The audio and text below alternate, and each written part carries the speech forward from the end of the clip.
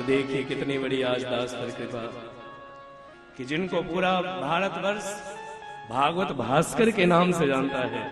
आज ठाकुर जी की कितनी बड़ी कृपा हम पर बरसी है कि हमारे पास ठाकुर जी को ही भेज दिया। जिनको सुन सुन कर ना जाने भारत के कितने वक्ता बने हैं महाराज। हम जैसे तो आपको सुन सुन कर ही कथा बोलना सीखे हैं। आप लोग उठाना करिए कृपया, सबसे निवेदन है। महापुरुषों को शांति से आने कितनी बड़ी कृपा, जिनको सुन सुनकर भारत में लाखों लोग कथा सुना रहे हैं, ऐसे हमारे परम पूज्य। अब दास आपका नाम इतना बड़ा सामर्थ्य नहीं है, क्योंकि हमारे दीक्षा गुरु यदि कोई है तो शिक्षा तो हमने आपसे भी किसी माध्यम से ली तो ली ही है। बहुत कृपा करके महाराज से पधारे हैं। व्यासपीठ से आपके श्री चरणों में बारंबार प्रणाम। और आज से बड़ा दिन मेरे लिए कोई नहीं हो सकता महाराज, क्योंकि जिनको सुनकर कथा कहना सीखे हैं वही आज पधार गए।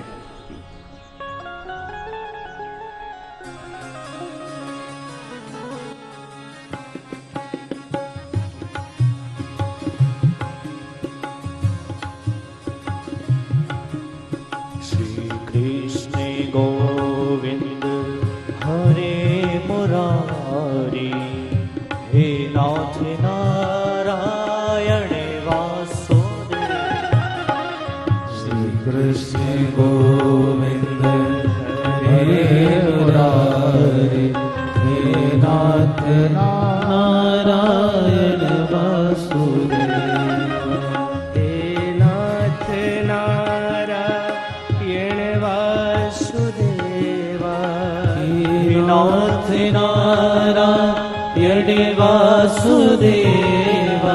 हे नाथ नारायण वासुदेवा, हे नाथ नाथ नारायण वासुदेवा, हे नाथ नारायण वासुदेवा। श्री कृष्ण गोविंद हरे मुरारी, हे नाथ नारायण वासुदेवा। महाराज श्री के श्री चरणों में बार बार दास का प्रणाम। कथा करते तो राम जी की कृपा से 12 वर्ष बीत गए, लेकिन राम जी ने प्रसाद आज दिया है। प्रसाद तो आपके रूप में आज दिया है। जिनको आज तक केवल टीवी और मोबाइल के माध्यम से सुन रहे थे, जिनको सुनकर ही मैंने बोलना सीखा है। सत्य बताऊं आपसे, पहली कथा जब मैंने जीवन की करी तो आपकी ही पुस्तक लेकर दास ने हिम्मत करी थी महाराज। और मेरे जैसे, मैं अकेला नहीं हूं, मेरे जैसों की फौज है। और आज आप कृपा करके पधारे हैं। अब मैं कुछ कहूं तो ऐसा ही है जैसे सूर्य के सामने दीपक जलाना। तो क्यों ना महाराज श्री के ही वचनों का हम सब लाभ ले लें, क्योंकि आप सब भी पहले दिन से यहाँ लालाई थे। रोज हमसे कहते थे ठाकुर जी कब आ रहे हैं, ठाकुर जी कब आ रहे हैं। और आज तो पता भी नहीं था, वो कहते ना अंग्रेजी में सरप्राइज। तो बस वही आज हम सबको मिला है। और बहुत कृपा करे। मैं क्या बोलूं, आज तो कंठ भी अवरुद्ध हो रहा है, क्योंकि ऐसी कल्पना मैंने नहीं करी थी जो इस वृंदावन धाम में आकर मुझे मिल रहा महाराज। बोले बाल कृष्ण लाल की जय, पूज्य ठाकुर जी महाराज की जय। स्वस्तरुणी कराग्र विगलत् कल्प प्रसून प्लुतम् वस्तु प्रस्तुत वेणुनादलहरी निर्वाण निर्व्याकुलम् स्रस्त स्रस्त निबद्धनी विविलसत् गोपी सहस्रावृतम् हस्तन्यस्तनतापवर्गमखिलो गौरं किशोराकृति कृष्ण त्वदीय पद पंकज पंजरान्ते अद्यैव मे विशतु मानस राजहंस प्राण प्रयाण समये कफवात विद्यै कंठावरोधन विधौ स्मरणं कुतस्ते। अज्ञानतिमिरान्धस्य ज्ञानाञ्जनशलाकया चक्षुरुन्मीलितं येन तस्मै श्रीगुरवे नमः।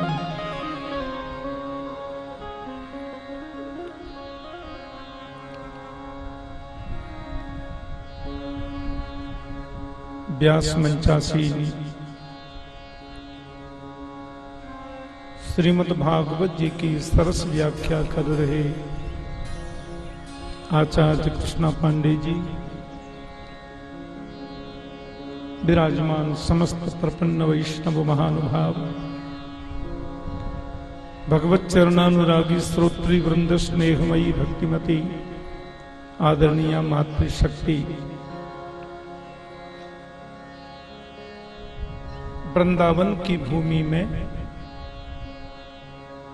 भागवत की कथा है।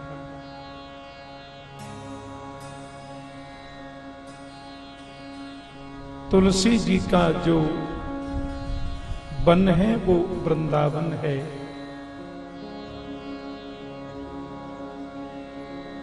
वृंदावन तुलसी, उसका वन वृंदावन। या तो वृंदान भक्त वृंदान अवति रक्षती वृंदाव श्री कृष्ण, वृंदावन नाम है श्री कृष्ण का। भक्तान भक्त वृंदान अवति रक्षती वृंदाव, हर प्रकार से प्रतिपल प्रतिक्षण भक्तों की जो रक्षा करे वो वृंदाव माने श्री कृष्ण। और श्री कृष्ण जहां नित्य निवास करें वो वृंदावन।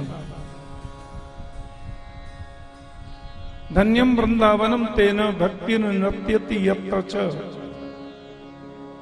जहां भक्ति नित्य ही नृत्य करे उसको वृंदावन कहते हैं। वृंदावन में 4 रानी हैं। सबसे पहली रानी है वृंदावन की रज रानी, ब्रज रज। आगे आप कथा में सुनेंगे, उद्धव जी महाराज जब ब्रजगोपियों के पास में गए और ब्रजगोपियों से जब चर्चा हुई, 2-4 घंटे के लिए उद्धव जी आए थे, लेकिन गोपियों के मुख से गोविंद की पावन सगुणात्मक कथा का श्रवण करके उद्धव जी गदगद हो गए और उवास कथचिन मासान, कई महीने तक रुक गए। और अंत में उद्धव ने ब्रज को, गोपियों को प्रणाम नहीं किया। उद्धव ने कहा मैं गोपियों को प्रणाम करने के योग्य नहीं, इतनी मेरी कक्षा नहीं। उद्धव ने गोपियों के चरणों को भी प्रणाम नहीं किया। उद्धव ने गोपियों के चरणों की धूलि को प्रणाम किया, उनके चरणों की रज को प्रणाम किया। वंदे नंद ब्रज स्त्रीणाम पाद नैणुम अवीक्षणशः, यासाम हरि कथोद्गीतम पुनाति भुवनत्रयम्। मैंने गोपियों के चरणों की रज को, चरणों की धूलि को प्रणाम करता हूं, जिनके मुख से निकलने वाला हरि कथोद्गीत, हरि कथा का उद्गीत पुनाति भुवनत्रयम्, त्रिलोकी को पवित्र करता है। ऐसी ये ब्रज की रज है। हमारे वृंदावन में दूसरी रानी है यमुना रानी। त्यारो दरसमो भावे श्री यमुने मैया। यमुने तब दर्शनान मुक्ति। आपको मालूम है गंगा जी से पहले यमुना जी आई भारत में, और गंगा जी से प्राचीन मां यमुना है। गंगा जी को तो भगीरथ जी लेके आए, आप सब जानते हैं, भागवत में लिखा है। लेकिन यमुना जी, गंगा तो गोविंद के चरणों से प्रकट हुई है, लेकिन यमुना कृष्ण के हृदय से प्रकट हुई है। कलिंद गिरिनंदिनी मां यमुना भगवान के हृदय से प्रकट हुई है। ये सूरज की बेटी है, सूर्य तनया है। और गंगा जी आई त्रेता में भारत में, और यमुना जी आई सतयुग में। भागवत में कथा सुनने ना आप, ध्रुव जी महाराज की कथा सुनी थी आपने।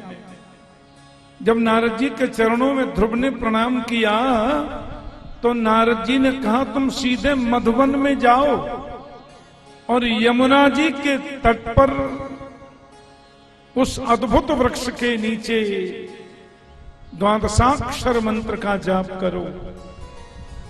तो ध्रुव जी की कथा है सतयुग की।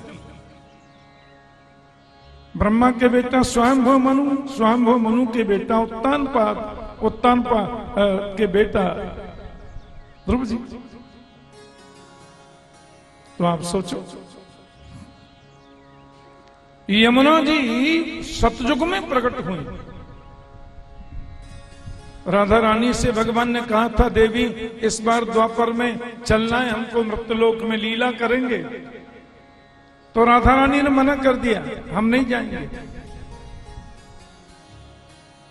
क्योंकि यत्र वृंदावनम नास्ति यत्र नो यमुना नदी यत्र गोवर्धनम नास्ति तत्र नो रमते मनः।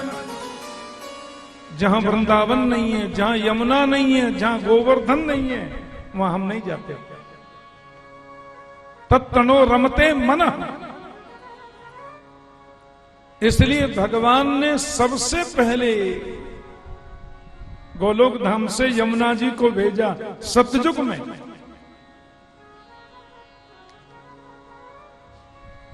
और श्री गोवर्धन को भेजा त्रेता में, और वृंदावन को भेजा कलयुग में। बोलो जय श्री कृष्ण। सतयुग, त्रेता, द्वापर,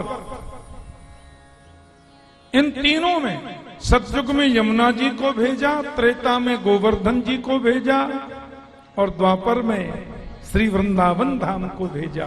गोविंद के आगमन से पूर्व, भगवान के आने से पहले तीनों ने व्यवस्थाएं करी। तो हमारे वृंदावन की दूसरी रानी है यमुना रानी, और तीसरी रानी है भक्ति रानी।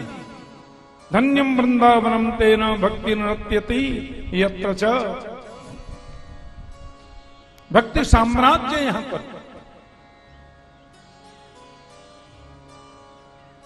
प्रत्येक गोपियों के अंतर हृदय में भक्ति जो ओतप्रोत है।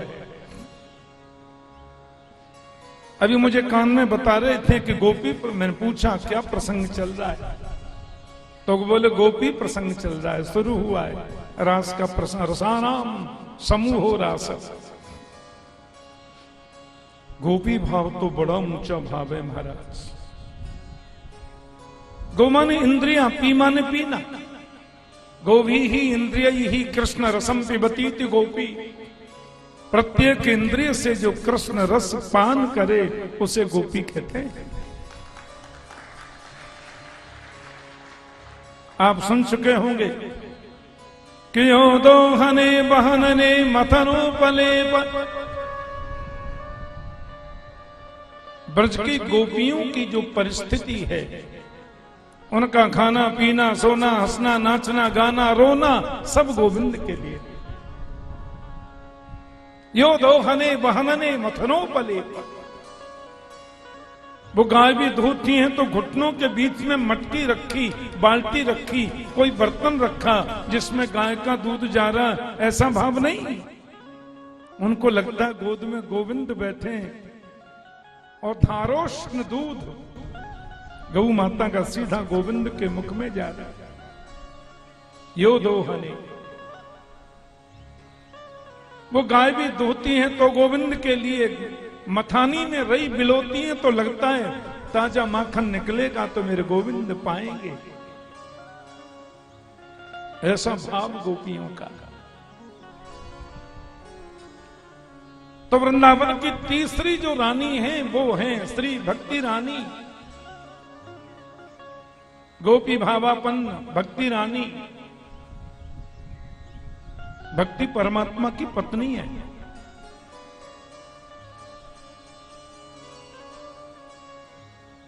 आहा, भागवत के प्रथम स्कंद के सूत जी महाराज के प्रसंग में वर्णन आता है कि वासुदेवे भगवती भक्ति योग प्रयोजित जनयत्या सुवैराग्यम ज्ञानम च तदहैतुकम। ये भक्ति है परमात्मा की पत्नी, और भक्ति रूपी परमात्मा की पत्नी को जब हम परमात्मा रूपी पति को समर्पित करते हैं, सौंप देते हैं,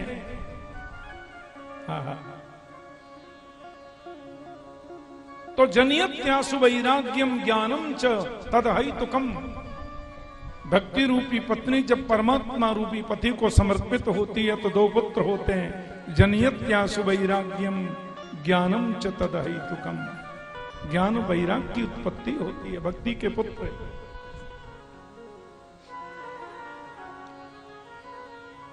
तो गोपी स्वरूपा भक्ति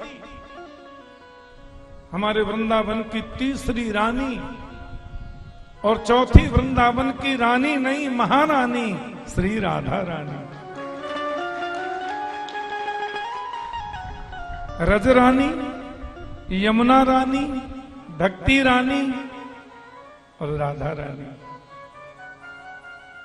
ये महाराज, इनमें गोपियों का तो स्वरूप ही अद्भुत है। ऐसे वृंदावन की भूमि में आप लोग ऐसे आधिकारिक वक्ता के मुखारविंद से निस्तृत परम पावनी भागवत की कथा, ये भक्तों की कथा है, भगवान की कथा नहीं। यदि ये भगवान की कथा होती तो इसका नाम होता भगवत कथा, पर नाम तो है भागवत कथा। भक्तानाम भागवतानाम कथा इति भागवत कथा। जहां भक्तों की कथा है वो भागवत कथा है। कथा तो ध्रुव जी की है, पर ध्रुव जी की भक्ति से प्रसन्न होकर परमात्मा दर्शन देने आ गए, इसलिए भगवान की कथा जबरदस्ती हो गई। कथा तो भक्त यशोदा की है, यशोदा ददाती थी यशोदा। न चांतर न बहिर्यस्य न पूर्वम न पिचा परम पूर्वा परम बहिश्चांतर जगतो यो जगच्चय तम मत्वात्मजमव्यक्तम मर्त्यलिंग मधोक्षजम गोपिको लूखले दामना वबंध प्राकृतम यथा। भागवत में आप सुन चुके, जिसके आदि का पता नहीं, जिसके अंत का पता नहीं, उस अव्यक्त अविनाशी निराकार को निराकार बना दिया। और गोपिको लूखले दामना वबंध प्राकृतम यथा, उसको प्राकृत बच्चे की भांति बांध दिया। तो कथा तो यशोदा की है, पर वो परब्रह्म यशः ददाती थी यशोदा के भाव में आके बंध गया, इसलिए भगवान की कथा जबरदस्ती हो गई। कथा तो भक्त की कथा है, भगवान की कथा होती तो भगवत कथा नाम होता, भागवत कथा नहीं होता। ऐसी भागवत की पावनी कथा आप प्रथम स्कंद में सुन चुके हैं। जब ऋषियों ने कहा ये परीक्षित कौन है, हु दिस परीक्षित, ये परीक्षित कौन है, क्यों 7 दिन में मरने का शाप लगा? तो वहां सूत जी कह रहे हैं भागवत में, बोले परीक्षित की कथा को सुनाना में जरूरी नहीं समझता, ऐसा लिखा है। बोले परीक्षित की कथा सुनाना जरूरी नहीं है और हम जरूरी समझते भी नहीं है, फिर भी सुनाएंगे। तो ऋषियों ने कहा क्यों जी, जरूरी नहीं है तो मत सुनाओ। बोले इसलिए सुनाएंगे कि वक्षे कृष्ण कथोदयम, परीक्षित की कथा से कृष्ण कथा का उदय होता है, और जिस भक्त की कथा से भगवान की कथा उदय होती हो, उस भक्त की कथा, भागवत की कथा भगवान की कथा से कम नहीं है, बल्कि भगवान की कथा से भी 21 ऐसी पावनी कथा। और फिर आप अभी तो आप रास का प्रसंग सुनेंगे, रसानाम समूहो रास, जीव ईश्वर का जो विशुद्ध मिलन है उस महारास के प्रसंग का आप आनंद लेंगे। वृंदावन का ही तो ये प्रसंग है, वृंदावन की तो ये लीला है, महारास लीला। तभी से कृष्ण का नाम योगेश्वर पड़ा। ऐसी पावनी कथा मिथिला कुंज के इस पवित्र प्रांगण में आप श्रवण करने। मिथिला भी तो भक्ति का ही साम्राज्य है। हम खूब गए मिथिला में, उधर हमारी कथा हुई लहान बाजार नेपाल में, तो पटना उतर गए, फिर पटना से बाई कार मिथिला होकर के जनकपुर होके घूमते घूमते गए महाराज। ऐसी बढ़िया सुंदर भक्ति की भूमि, ऐसी पावन भूमि, उसके नाम पर ये मिथिला कुंज। और वृंदावन में मिथिला कुंज, मिथिला माने वृंदावन और वृंदावन माने मिथिला, एक ही बात है। अब इसकी व्याख्या करेंगे तो एक सप्ताह कथा पूरी करनी पड़ेगी, टाइम लगेगा। आप तो इतना ही समझ लो कि वृंदावन की इस भूमि में खूब आनंद आप ले रहे हैं। हमारे परम स्नेही अत्यंत आत्मीय भागवत के आधिकारिक वक्ता कृष्णा पांडे जी के मुखारविंद से आप सब लोगों के अंतर हृदय में विराजमान मेरे राधा माधव को मैं प्रणति निवेदन करता हूँ। भगवान से अभ्यर्थना कि प्रभु आपकी खूब भक्ति बढ़ाए, आपका यशोवर्धन हो। और कृष्णा पांडे जी के प्रति भी मेरी शुभकामना। खूब दिग्दिगांतर में आप भागवत धर्म का, वैष्णव सनातन धर्म का प्रचार प्रसार करें। संतों की कृपा के साथ में राधा माधव की महती कृपा आप पर बरसती रहे। आप सबके प्रति बहुत बहुत शुभकामना। जय श्री कृष्ण। जो वचनामृत हम सबको दिया है, अब आपकी गारंटी तो नहीं लेता, लेकिन मैं अपने जीवन में जरूर इन बातों को उतारूं, और हम सबका परम सौभाग्य है। आप हमारे संत वाणी चैनल को सब्सक्राइब करें, वीडियो को लाइक करें, शेयर करें, और हाँ, बेल आइकन पर क्लिक करना बिल्कुल ना भूलें, ताकि हमारी किसी भी वीडियो की सूचना सबसे पहले आपको मिले।